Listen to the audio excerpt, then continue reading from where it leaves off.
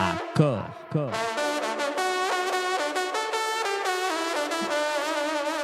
Corps à corps. Alors c'est une affaire juridique et internationale absolument historique. L'Afrique du Sud a, jeudi dernier, avec un dossier de 84 pages, très documenté donc, accusé Israël de violer la Convention des Nations Unies sur les génocides devant la plus haute juridiction de l'ONU, la Cour internationale de justice. Elle lui demande, à la Cour internationale de justice, d'enjoindre Tel Aviv de suspendre, je cite, immédiatement ses opérations militaires dans la bande de Gaza. Alors, le ministre sud-africain de la Justice, Ronald Lamola, devant la CIJ, s'est présenté jeudi et a ainsi argumenté. Aucune attaque armée sur le territoire d'un État, aussi grave soit-elle, ne peut justifier une violation de la Convention. La réponse d'Israël à l'attaque du 7 octobre a franchi cette ligne et a donné lieu à des violations de la Convention. Je vous propose d'écouter un extrait du ministre justement sud-africain de la Justice. C'était le 12 janvier sur Africa News. Donc le 12 janvier, il sortait donc de cette première... on va dire, échange entre l'argumentation sud-africaine et israélienne. Écoutez ça. Aujourd'hui, nous avons entendu la prétendue justification d'Israël devant la CIJ. Certains des arguments avancés sont étonnants et ne sont pas étayés par les faits et la situation sur le terrain. Israël suggère que la Convention sur le génocide est primordiale pour leur protection et que de ce fait, il n'est pas possible de violer ses propres dispositions. Aujourd'hui, Alors, ça, c'est un argument sur lequel nous allons revenir avec nos trois invités en plateau. Israël suggère donc que la Convention sur le génocide est primordiale pour leur propre protection et que de ce fait, il n'est pas possible de violer ses propres dispositions. Voilà, ça, c'est un point sur lequel on va revenir. Évidemment, c'est fondamental, mais on va continuer d'écouter quand même un extrait du ministre sud-africain qui revient sur la notion d'apartheid. Écoutez. il ne s'agit pas d'une vengeance de l'Afrique du Sud contre Israël. Nous partons du principe que tout État pratiquant l'apartheid, où que ce soit dans le monde, a été déclaré comme un crime contre l'humanité et qu'il ne devrait donc jamais être autorisé à se reproduire. Il s'agit d'une convention des Nations Unies. Nous sommes donc ici pour protéger les droits du peuple palestinien à Gaza. Réponse du côté israélien de Benjamin Netanyahou, toujours sur cette chaîne Africa News. Écoutez.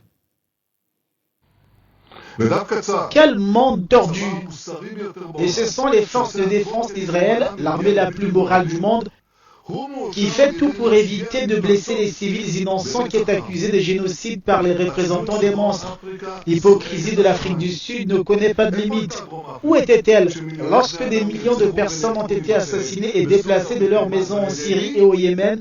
Et par qui? Par les partenaires du Hamas. Monde tordu, où étiez-vous? Nous savons où nous sommes. Nous continuerons à combattre les terroristes. Nous continuerons à repousser les mensonges. Nous continuerons à maintenir notre juste droit à nous défendre jusqu'à une victoire décisive. Voilà, cette argumentation, le whataboutisme, où étiez-vous à ce moment-là? C'est un argument d'ailleurs qui est utilisé par beaucoup de pays, mais je ne sais pas s'il sera pertinent devant la Cour. Pour préciser, la décision de la Cour devrait être rendue dans quelques semaines. En attendant, c'est le monde entier qui risque de se cristalliser autour de cette affaire majeure. Les pays se positionnent, évidemment, Grande-Bretagne et États-Unis, derrière Israël notamment, mais derrière l'Afrique du Sud, déjà, je crois, 11 pays africains et la Belgique le soutient également.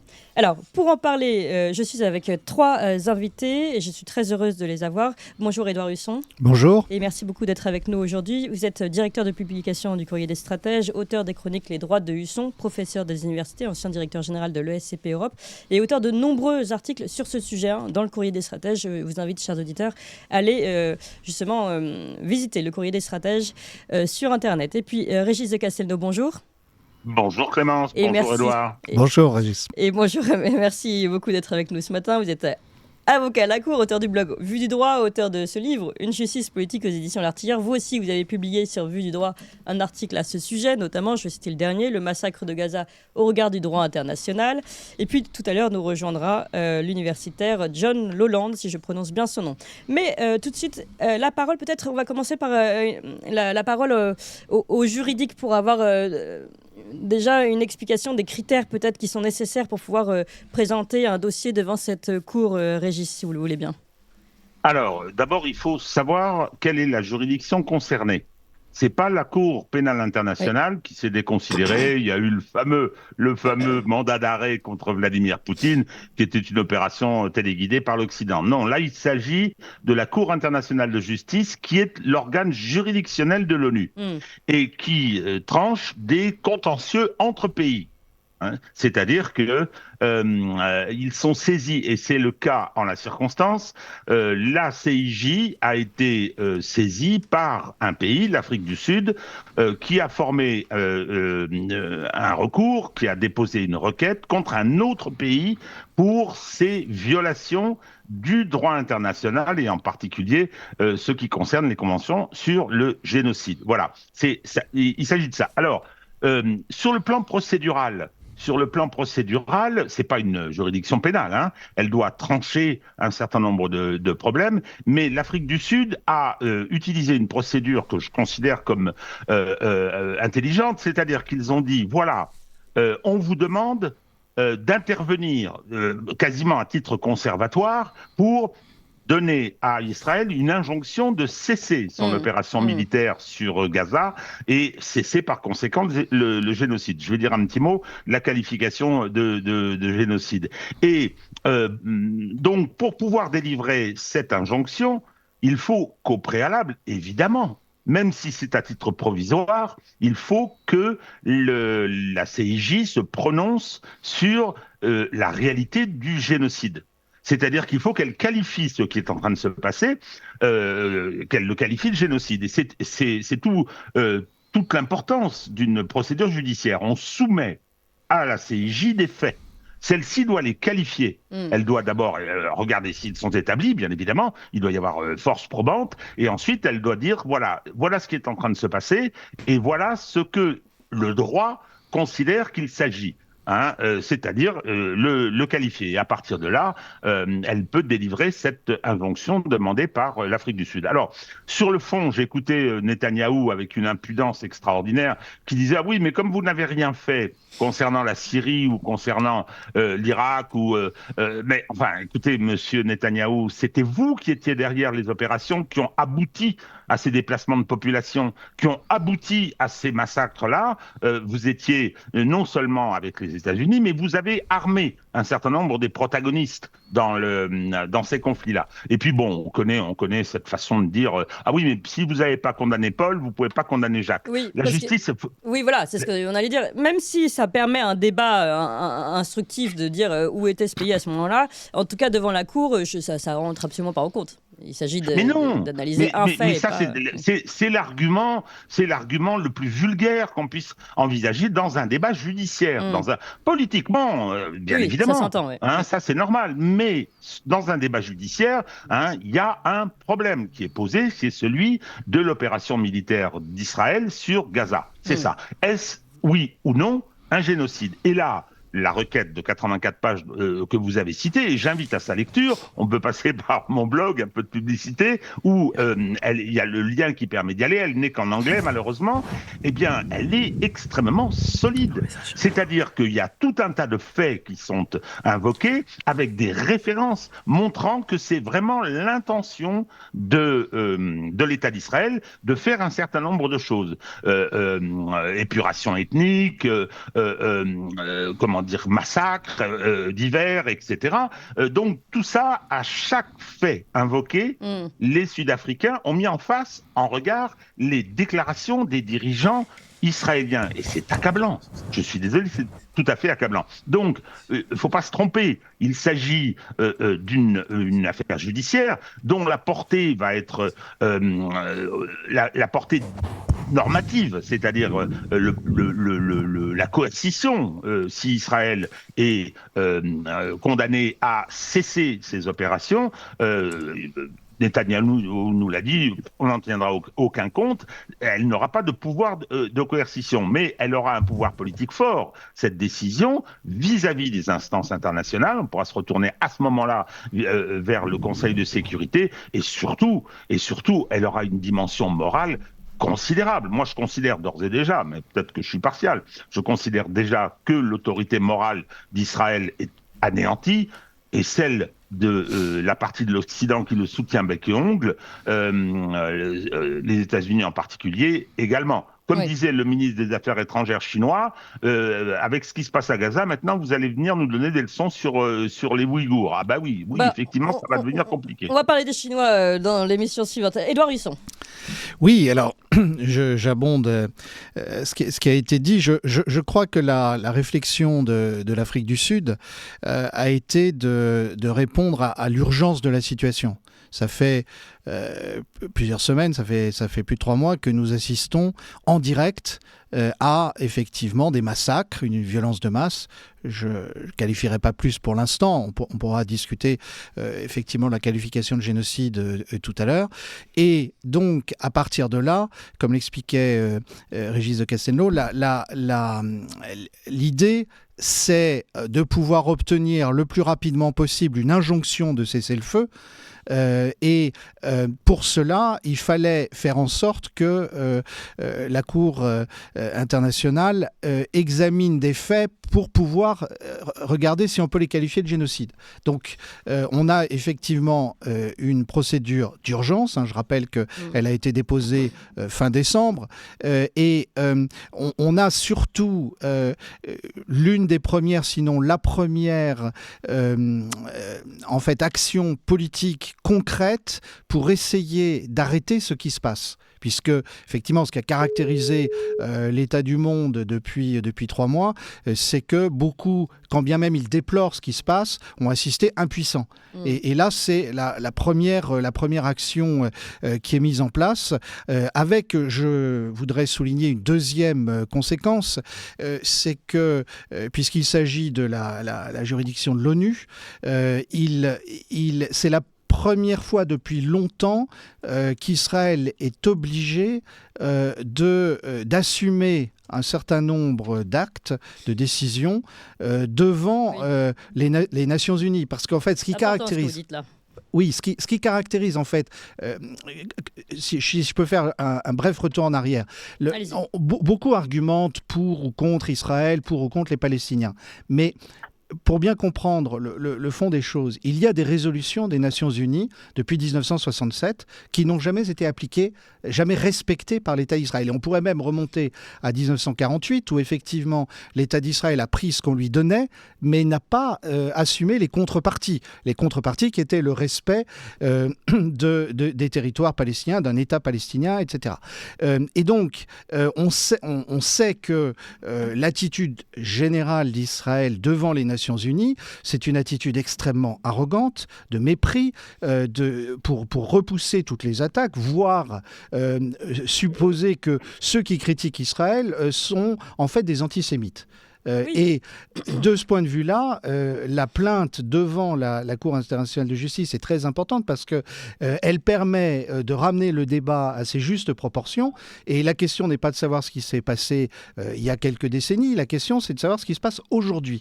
Et ce qui se passe aujourd'hui, et étant donné que les deux États qui sont en litige, à savoir l'Afrique du Sud et Israël, sont tous les deux signataires de la Convention internationale sur les génocides de 1948, eh bien, il va falloir aujourd'hui examiner ce qui se passe et savoir comment on qualifie ces faits. Et de manière à pouvoir examiner exactement la qualification de ces faits, il faudrait un cessez-le-feu. Voilà l'argumentation de l'Afrique du Sud. Oui, donc en soi, c'est particulièrement intéressant parce que vous l'avez dit, ça revient d'abord sur évidemment ce cessez-le-feu, cette urgence humanitaire, et puis même sur toutes les résolutions non respectées par Israël, qui, je rappelle l'extrait qu'on a entendu tout à l'heure, puisque John Leland vient de nous rejoindre, et je pense que c'est important qu'on revienne sur cet extrait de Benjamin Netanyahu qui explique que comme la Convention sur le génocide est importante pour leur propre protection, de ce fait, il n'est pas possible de violer ses propres dispositions. Sous-entendu, nous sommes supérieurs puisque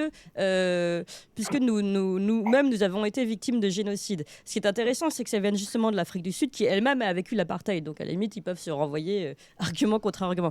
John Leland, bonjour. Oui, bonjour. Et merci beaucoup d'être avec nous par téléphone. J'espère que la liaison va être bonne. Vous êtes universitaire, conseiller politique, chargé de conférences en philosophie, sciences politiques et histoire, et membre fondateur de l'Institut Brennus. Vous avez participé à cet ouvrage collectif Israël on Israël. Alors, vous aussi, j'aimerais vous demander votre opinion justement sur cette argumentation, on va dire, israélienne, qui est celle de dire, finalement... nous sommes, qui se considèrent comme étant un peu supérieurs aux résolutions de l'ONU, puisque ils ont vécu le mal ultime, le génocide, et donc ne pouvant pas être accusés eux-mêmes de génocide. Écoutez, je suis très content de répondre sur la Cour internationale de justice, même si je pensais que vous alliez m'interroger sur le Forum économique mondial. Mais je m'intéresse effectivement beaucoup à cette saisine. J'ai été très frappé et très choqué par la déclaration du Premier ministre israélien Benjamin Netanyahu, qui dit, effectivement, vous l'avez cité, que rien ne nous arrêtera, même pas la Haye, donc même pas la Cour internationale de justice. C'est évidemment très compliqué pour l'Occident qui actuellement mène une guerre en Ukraine contre la Russie, soi-disant pour protéger le système international basé sur les règles. Je cite le slogan occidental, le système international basé sur les règles. C'est le casus belli, si vous voulez, de la guerre en Ukraine qui est livrée par interposition contre la Russie.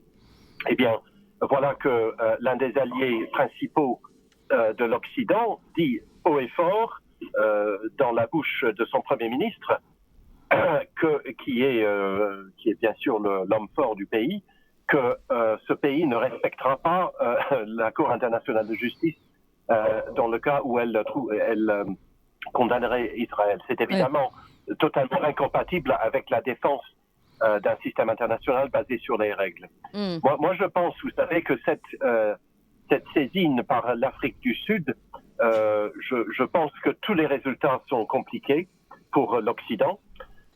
Si, je n'y crois pas beaucoup, mais si la Cour devait trouver qu'Israël était en train de commettre un génocide, évidemment, ça serait terrible, un choc terrible pour l'Occident, qui soutient Israël à fond. L'Union européenne a soutenu presque inconditionnellement, en tout cas dans les premières semaines. L'Allemagne a annoncé qu'elle va soutenir Israël devant la Cour, le Canada, et ainsi de suite. Bien sûr, les États-Unis, les Britanniques. Donc, tout le monde soutient Israël à fond. Alors, si jamais ce pays devait être condamné, ce à quoi, encore une fois, je ne crois pas beaucoup, eh bien, ça serait un choc terrible. Mais même dans le cas inverse, si la Cour internationale devait trouver que non, il n'y avait pas de génocide, il y aurait deux conséquences terribles, elles aussi, pour l'Occident. Tout d'abord, tous les pays vont considérer qu'ils ont reçu un chèque en blanc.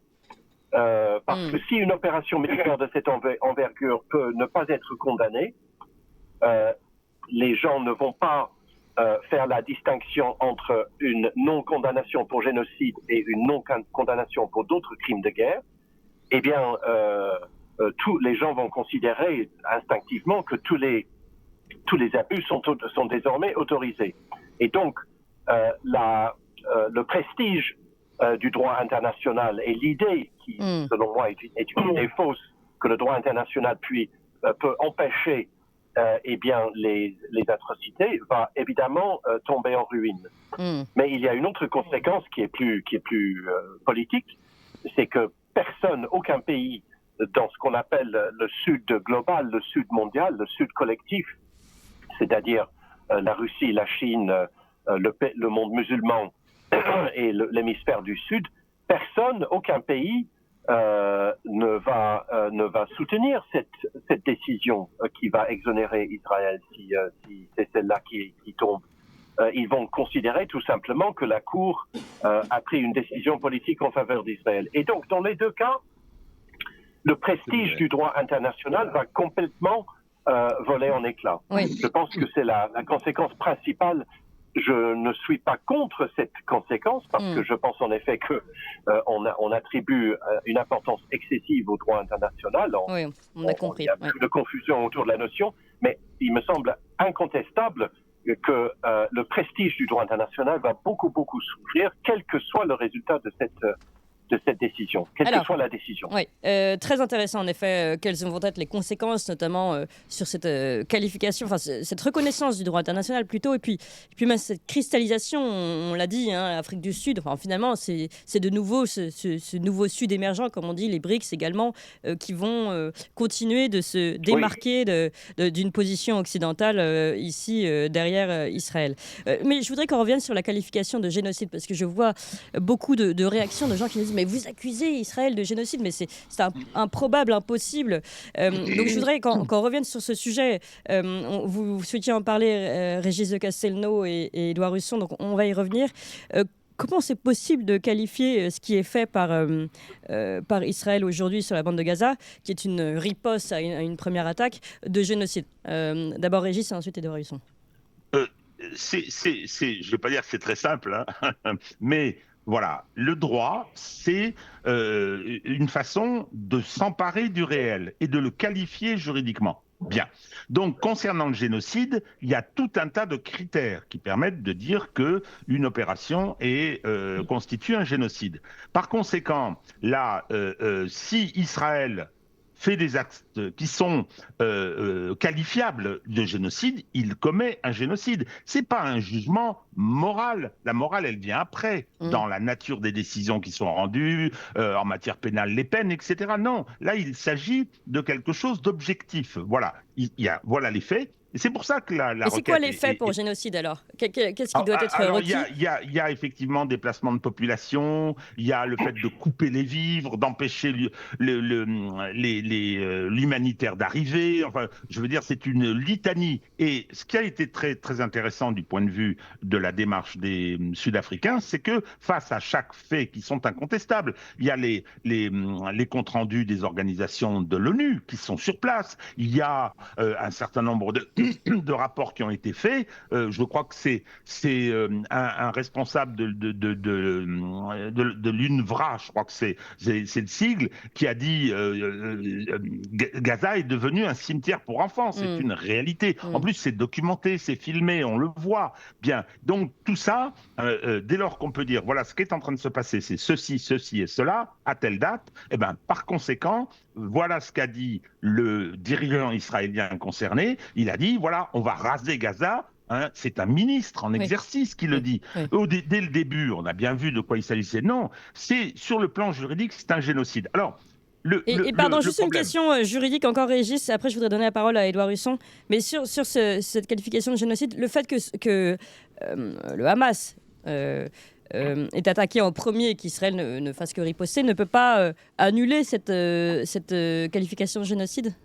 Mais pas du tout, pas du tout. Là, en l'occurrence, la CIJ n'est pas saisie de l'attaque du Hamas du 7 octobre, qu'on a habillé d'une communication très particulière pour faire commencer le conflit israélo-palestinien au 7 octobre, ce qui n'est pas le cas. Non, pas du tout. Et d'abord, le Hamas n'est pas une organisation étatique. C'est un groupe de lutte contre la colonisation israélienne. Voilà ce que c'est. Bon, donc ça obéit à d'autres règles internationales. Alors, ce que je voudrais dire, je termine là-dessus, sur la qualification, si la CIJ prend la décision, c'est effectivement de porter... Même si elle ne la prend pas, c'est une présidente américaine, tout ça va être quand même très politique, rapport de force, etc. Mais ce que je voudrais dire concernant la procédure, là je m'adresse à nos amis qui connaissent un petit peu le fonctionnement des procédures, je dirais que c'est quasiment une procédure de référé. C'est-à-dire, on vous demande de qualifier rapidement pour prendre une décision... provisoire, une décision conservatoire. Bien, eh bien, le juge des référés, c'est le juge de l'évidence. C'est le juge de l'évidence. Donc, s'il y a une décision qui est prise, et je partage un peu le pessimisme de l'interlocuteur précédent, mais si une décision est prise, ce sera de portée, mais considérable. Oui, c'est pour ça que c'est très très intéressant d'en parler aujourd'hui. Je suis très heureuse d'être avec vous trois. On va prendre le temps.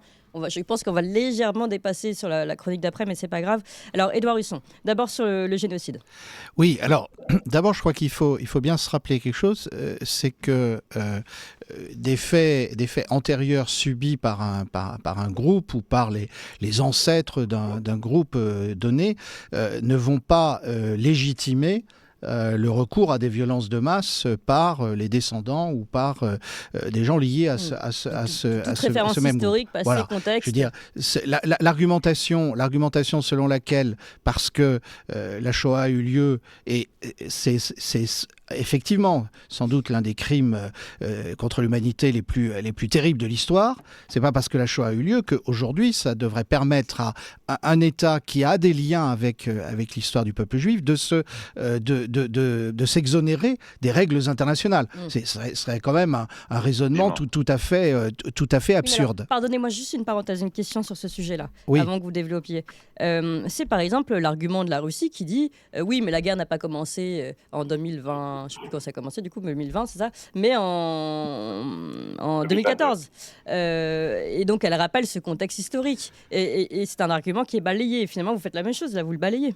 Non, là on a deux cas. Je me prononce pas sur la question de la Russie et de l'Ukraine parce que ça nous emmènerait dans un autre débat. Mais là, on a un cas qui est très différent. Entre 1933 et 1945, le régime nazi a persécuté puis exterminé 6 millions de juifs européens, et les juifs européens étaient des individus qui n'étaient défendus par aucun État, il n'y avait pas d'État propre, ils étaient citoyens d'autres États qui souvent ne les ont pas défendus. Donc on a un contexte très différent, puisqu'aujourd'hui on a des juifs qui vivent en Israël avec un État pour les défendre. Donc on a un contexte qui est tout à fait différent. Bon, mais je voulais insister là-dessus parce que on peut pas invoquer des souffrances subies par des ancêtres à un moment donné pour justifier soi-même des comportements qui iraient contre le droit international. Ou alors à ce moment-là, il n'y a plus de droit international. Oui. Bon. Alors ensuite, sur la qualification de génocide, si moi vous me demandez comme historien, pour l'instant, dans les textes que j'ai écrits, et vous citiez le Courrier des stratèges, effectivement, je fais des chroniques régulières, je n'ai pas utilisé le terme de génocide, je parle de violence de masse pour la raison qu'il y a un certain nombre d'arguments techniques qui doivent être utilisés comme historien pour qualifier de génocide des violences de masse. Je pense qu'il y a une forte présomption d'intention de nettoyage ethnique de la part du gouvernement de Tel Aviv. Et il y a eu au début l'idée qu'on allait expulser tous les Palestiniens vivant à Gaza vers d'autres pays. Ça, je crois que ça déjà, c'est très bien établi. Mais si on se tourne vers les juristes, et je ne vais pas redire ce qu'a dit Régis de Castelnau tout à l'heure, mais il y a la convention de 1948, convention internationale sur le génocide, et là, il y a un certain nombre de critères, effectivement, pour qualifier des actions de génocidaires, critères qui ont été établis par un juriste juif polonais qui s'appelait Raphaël Lemkin, c'est lui d'ailleurs qui a forgé le mot de génocide, et qui a posé les bases qui ont permis la rédaction de la Convention de 1948. Et parmi, il y a un certain nombre de critères qui ont été invoqués, et l'Afrique du Sud s'est référée à ces critères, avec aussi, pour en donner deux autres qui n'ont pas été cités par Régis de Castelnau, c'est les souffrances psychologiques infligées à la population concernée, et d'autre part, tout ce qui peut entraver les naissances dans cette population.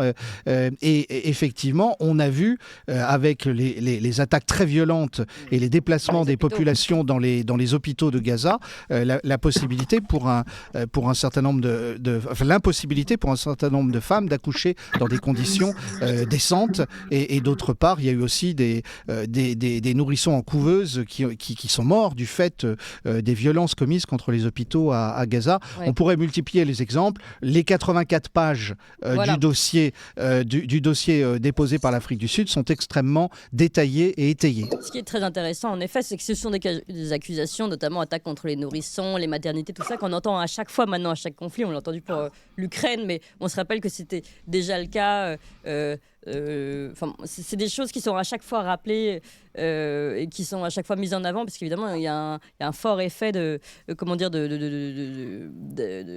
sentiment, de culpabilité, etc., par l'ensemble de la population qui suit ces affaires-là.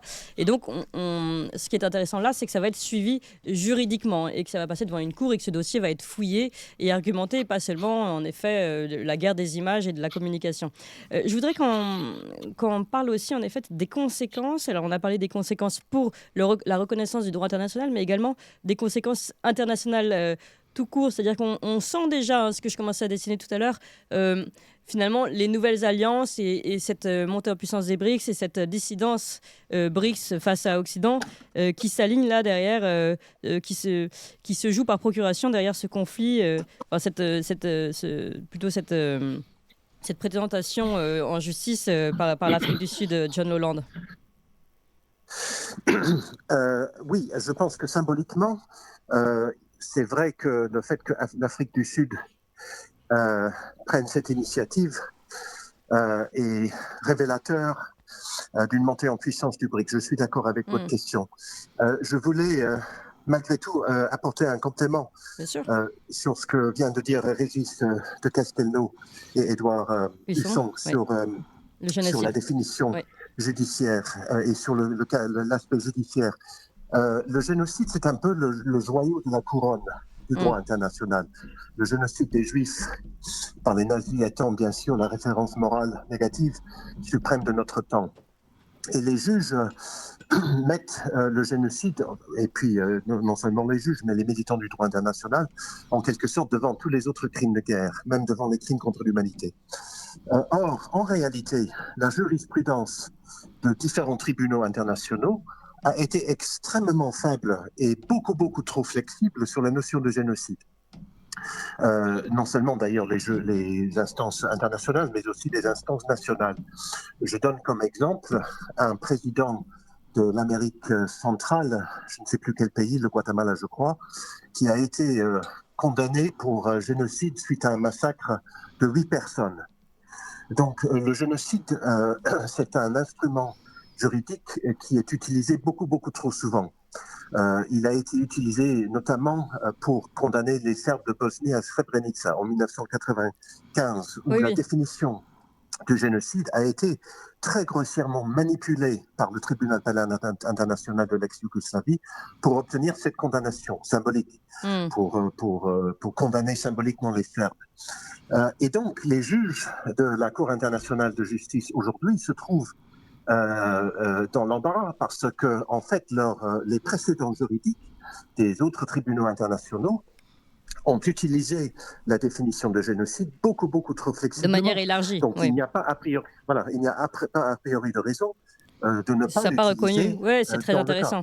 Même si je suis d'accord avec Édouard Husson que moi, je ne sais pas si l'intention israélienne est de commettre un génocide ou pas. Il y a des éléments, oui, qui étayent cette thèse, mais je ne peux pas le dire avec certitude. Mais on va laisser en effet les juges décider. Le concept a été beaucoup abusé récemment dans les dernières évolutions du droit international, et donc cela rendra d'autant plus difficile le fait de ne pas condamner Israël par la Cour internationale de justice. Mais pour répondre à votre question principale, je suis tout à fait d'accord. Reste à voir toutefois si... Je pense que les autres pays, alors pas l'Inde, puisque l'Inde est plutôt du côté des Israéliens, mais dans le BRICS, la Chine, la Russie, le Brésil, je ne sais pas, mais l'Afrique du Sud et bien évidemment les nouveaux pays membres qui sont l'Iran et l'Arabie Saoudite vont évidemment, du BRICS je veux dire, vont évidemment se rallier à l'initiative sud-africaine. Oui. Le BRICS étant en pleine expansion. Le BRICS vient d'admettre, vous le savez, vient d'intégrer 5 nouveaux membres. Bien sûr. Le BRICS passe de 5 à 10. Tout à fait. Je vais me tourner vers Régis de Castelnau. On parlait de la décision qui sera prise par cette Cour internationale de justice. John Holland rappelait en effet que cette notion de génocide avait pu être utilisée, à tort et à travers, peut-être un petit peu trop vulgaire, mais en tout cas élargie de façon conséquente. Est-ce que là, on va pouvoir faire confiance à la justice, pas de notre pays, comme j'ai l'habitude de le dire, mais de cette justice internationale? Régis. Il ne faut jamais faire confiance à la justice. Hein. Pour une bonne raison, c'est qu'elle est rendue par des gens comme moi. Hein. C'est pour ça qu'il y a des règles de procédure extrêmement importantes. Je suis d'accord avec John Holland concernant le fait que ça a été, la notion de génocide a été un peu galvaudée. C'est un peu vrai, on l'a ouvert à tout propos. J'ajouterais qu'en ce qui concerne la Yougoslavie, il y avait les massacres étaient articulés avec une volonté d'épuration ethnique. À mon avis, ce sont les deux critères qui sont très forts. Et en Israël, depuis la création de l'État d'Israël, je pense que ça n'est pas faire un mauvais procès de prétendre que beaucoup n'ont jamais envisagé la création des deux États et qu'aujourd'hui, c'est revendiqué comme tel. Donc, c'est revendiqué comme tel par Netanyahou à la tribune des Nations Unies, quand il brandit sa carte. Et donc, s'il n'y a pas de deux États, qu'est-ce qu'on va faire des Palestiniens, du peuple palestinien? Parce que l'existence du peuple palestinien, c'est tout le problème. Oui. Dès lors qu'il y a un peuple palestinien, si on veut l'éradiquer, le chasser de sa terre, le massacrer, on commet un génocide. Oui. Bon, donc, voilà, le problème, c'est que... c'est aussi un combat très très politique. Dans un rapport de force mondiale que vous avez soulevé, le Brésil alors je ne sais pas s'ils ont soutenu formellement la démarche de l'Afrique du Sud, mais ils sont très opposés à ce que Israël fait. Il y avait l'Argentine qui a refusé de rentrer dans les BRICS et qui soutient Israël aujourd'hui. Oui. Même, et ça c'est très intéressant, même l'Inde, qui était un partenaire très proche d'Israël, prend ses distances très rapidement. C'est assez surprenant. Donc, les choses évoluent. Mais je précise juste qu'on a quand même 57 pays qui sont derrière cette action de l'Afrique du Sud. 57 pays, c'est quand même très important. Bolivie, Jordanie, Malaisie, Maldives, Turquie, Venezuela et Organisation des pays islamiques notamment. Mais voilà, on a un problème, c'est-à-dire qu'on a un État qui est un bout d'Occident, qui est à cet endroit-là, qui n'est pas l'endroit le plus confortable. On a ensuite un rapport de force mondiale qui est en train d'évoluer. On a un affrontement, multipolarité, unipolarité, et cette affaire vient pointer toutes les contradictions que ça recèle. C'est pour ça qu'il y a la dimension juridique et judiciaire, et je pense que c'est important que ça se passe de cette façon-là, parce que en ce qui concerne le droit international, c'est l'ordre international fondé sur les règles, cher aux États-Unis, qui dysfonctionne, on le voit bien. Oui. Mais la restauration du droit international est extrêmement importante dans un monde multipolaire. C'est une revendication très forte des pays, des BRICS par exemple, et de ceux qui sont les leaders de ce combat multipolaire.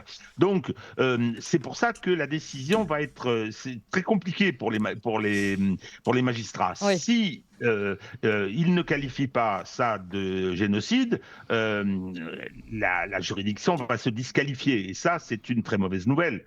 Mais voilà quoi. Dans tous les cas, ils sont un peu coincés quoi. Ah oui. C'est pour ça que sur le plan judiciaire, excusez-moi, c'est l'hommage du professionnel. Sur le plan judiciaire, avoir envisagé cette procédure et l'avoir menée de cette façon-là rapidement, j'avais un peu peur de la gesticulation au début. Non, pas du tout. C'est très costaud.